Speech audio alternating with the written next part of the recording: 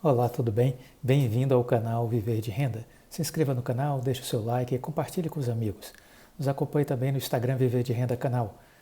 Os canais são complementares. Eu coloco muito conteúdo no Instagram sobre empresas, resultados, dicas de leitura, informações sobre liderança, sobre investimentos, educação financeira. Então vale a pena nos acompanhar nas duas páginas, tanto aqui no YouTube como também no Instagram. Muito bem, meu nome é Clóvis Faleiro, sou formado em administração de empresas, consultor na área empresarial. Invisto na Bolsa desde 2006. A minha experiência de vida profissional foi toda no ambiente corporativo. Eu vivi o mundo e o universo empresarial. Estive prestando serviço para grandes empresas do Brasil, do exterior, nas áreas de planejamento estratégico, implantação de projetos, análise de viabilidade técnico-econômica, projeto de sustentabilidade. E tudo isso me fez ter um entendimento bem completo do mundo das empresas, as suas dinâmicas, as possibilidades de sucesso ou não das organizações a partir dos planos traçados.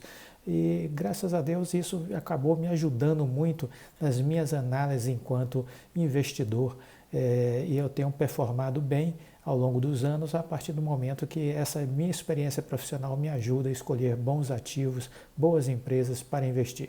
O canal Viver de Renda eu criei esse ano com o intuito de compartilhar com vocês as minhas experiências de vida, experiências enquanto investidor, as coisas que eu fiz que deram certo, as coisas que deram errado, contando as minhas histórias para que isso de alguma forma possa ser útil para vocês.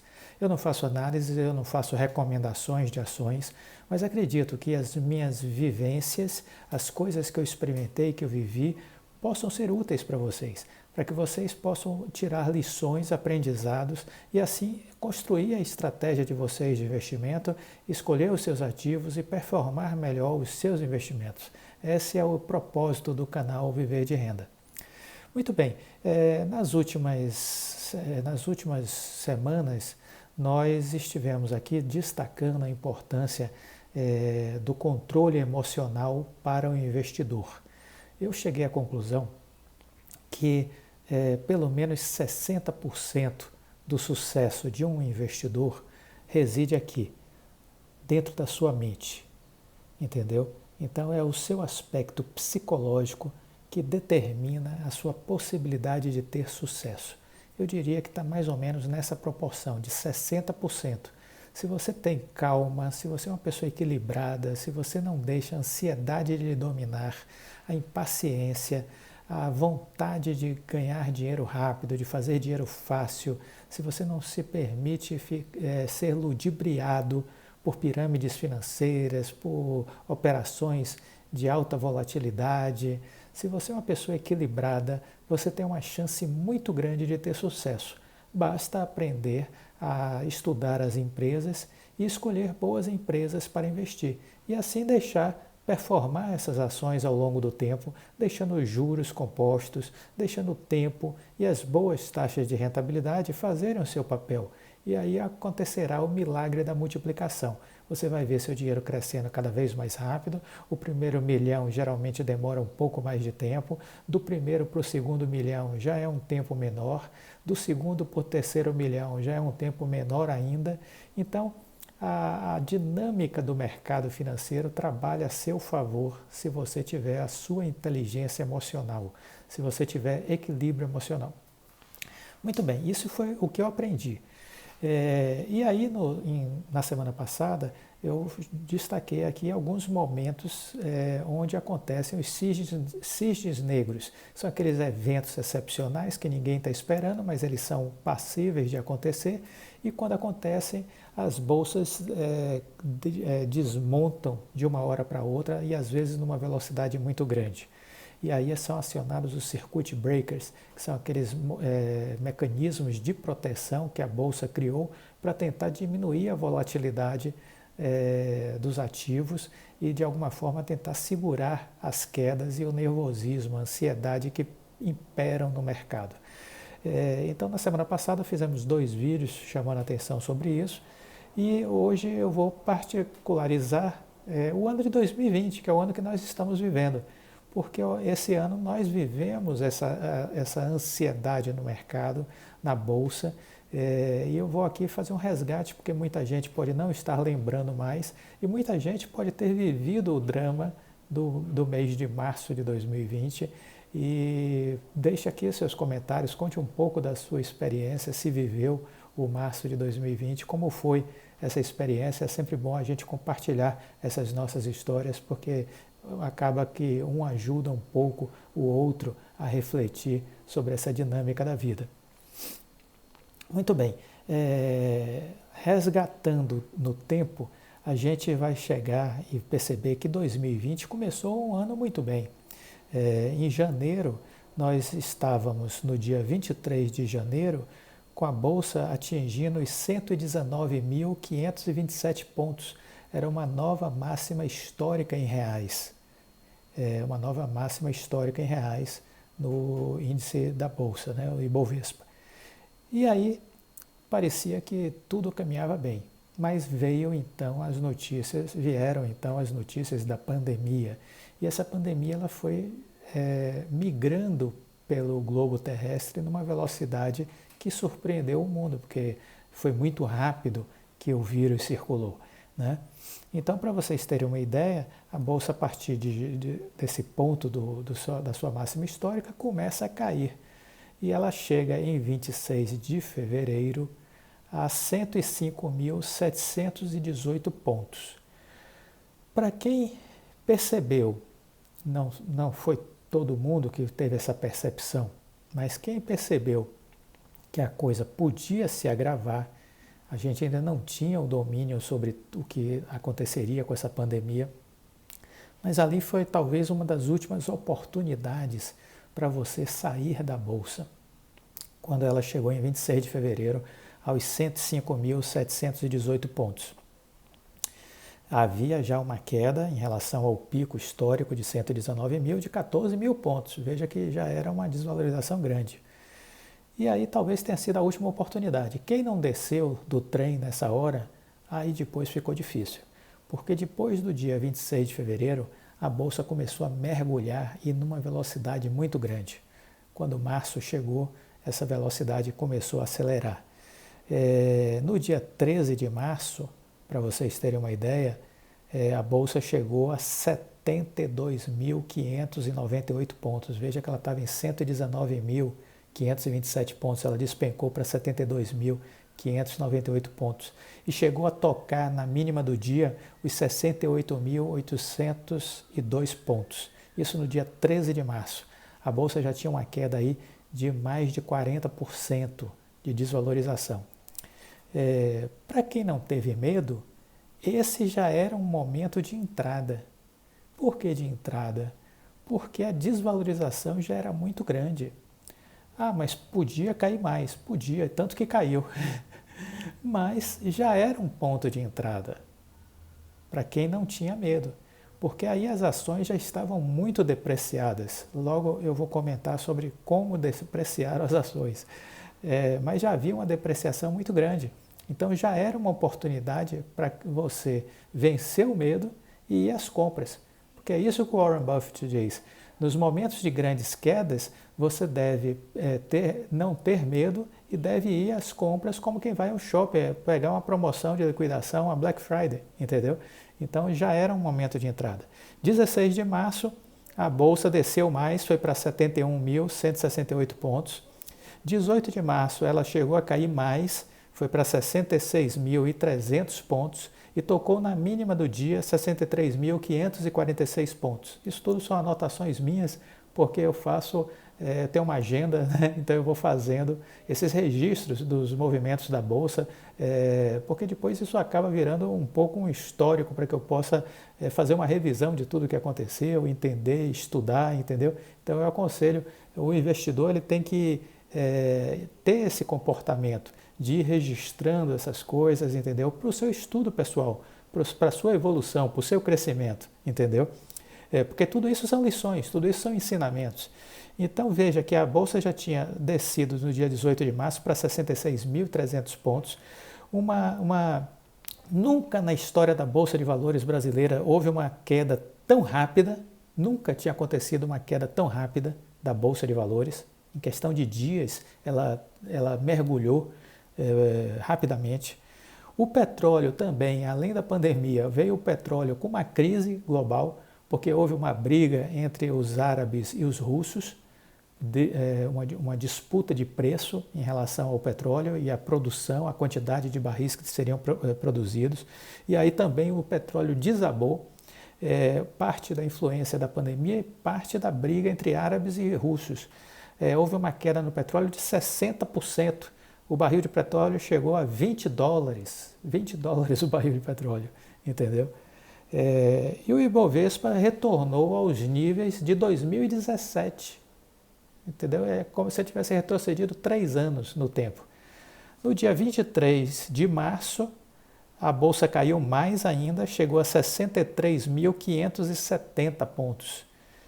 E no gráfico, aí que a gente olha o gráfico, se você analisa gráfico, não.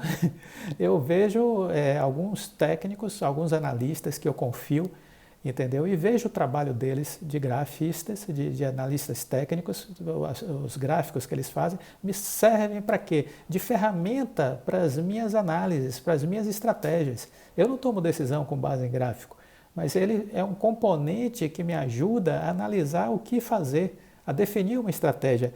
E nesse dia 23 de março, o gráfico fez um fundo duplo, que é geralmente um movimento de tendência de uma possível reversão quando você faz um fundo duplo, porque tocou de novo uma mesma região, a região de 63.570, tinha tocado 18 de março 63.546, 23 de março 63.570. Então é como se ele tivesse feito um fundo duplo. Nesse mesmo período, a Bolsa já acumulava uma queda de 52%, entendeu? 52% em relação à sua máxima histórica de janeiro, né? Veja como foi muito rápido. Estávamos no menor nível desde junho de 2017. 24 de março a Bolsa começa a subir. E aí ela inicia a retomada ladeira acima, entendeu? Veja que ela despencou rapidamente. Quando acontece um movimento desse, veja que eu falei que era uma última oportunidade de saída lá em 26 de fevereiro, quando ela chegou em 105.718 pontos. Aqueles que tiveram bom senso saíram. Eu, por exemplo, estava com uma parte do meu dinheiro fora do mercado de ações, porque eu estava esperando... a minha regra é 70-30 que eu adoto, né? Então tinha 30% fora da bolsa esperando oportunidades e eu vinha comprando uma ação que era a Oi e que eu estava aos poucos investindo nessa ação, entendeu? Então eu tinha uma parte fora da bolsa e uma parte de dinheiro na bolsa e não tinha nenhuma ação, estava só com a Oi, era a única ação que eu tinha nesse período. E aí veja, nesse período a Bolsa despencou de 119 mil em 23 de janeiro e em 23 de março ela estava em 63.570. Foi muito rápida a queda. O que é que você faz se você é apanhado por uma queda dessa? Se você não conseguiu sair enquanto foi tempo, numa hora que você tem uma descida gigante dessa na Bolsa, você não faz nada. Porque se você for vender a sua ação, você vai realizar um prejuízo. Porque imagine você vender uma ação que desvalorizou 40%, 50%. Imagine que você tivesse lá na corretora, na sua conta, R$100 mil.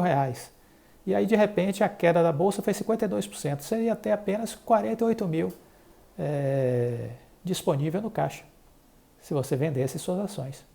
De 100 mil, você ia perder 52 mil e ia ficar com 48 mil. Faz sentido fazer isso? Não, não faz. E faz o que nessa hora? Nada. Aí agora não faz nada. Você espera a bolsa se recuperar. Entendeu? Essa é a dinâmica da coisa. Isso é que a gente precisa aprender. Isso exige o quê? Calma, paciência, sangue gélido. Não é nem sangue frio. Sangue gélido. Você tem que ter cubo de gelo no sangue numa hora dessa. Você não pode se deixar abalar pela tragédia. É uma tragédia, mas se as ações são de boas empresas, essas empresas vão se recuperar. Essa é a crença. Entendeu? Essa é a fé, essa é a análise. E o que seria ideal? Seria ideal você ter uma reserva fora da bolsa no momento desse, porque aí você vai pegar o seu dinheiro e vai entrar na bolsa e comprar ações excelentes a preço de banana, a preço de liquidação. Então, 24 de março a bolsa começa a subir, 25 de março ela já estava em 74.956 pontos, veja que ela chegou a 63.570, e aí no dia 23 de março, e aí veja que no dia 25 de março, olha como subiu rápido, 25 de março, 2 dias, ela já estava em 74.956 pontos. 9 de abril estava em 77.681 pontos. Aí veja, nesse período de 24 de março, como é que estavam as ações? Eu vou listar aqui apenas algumas.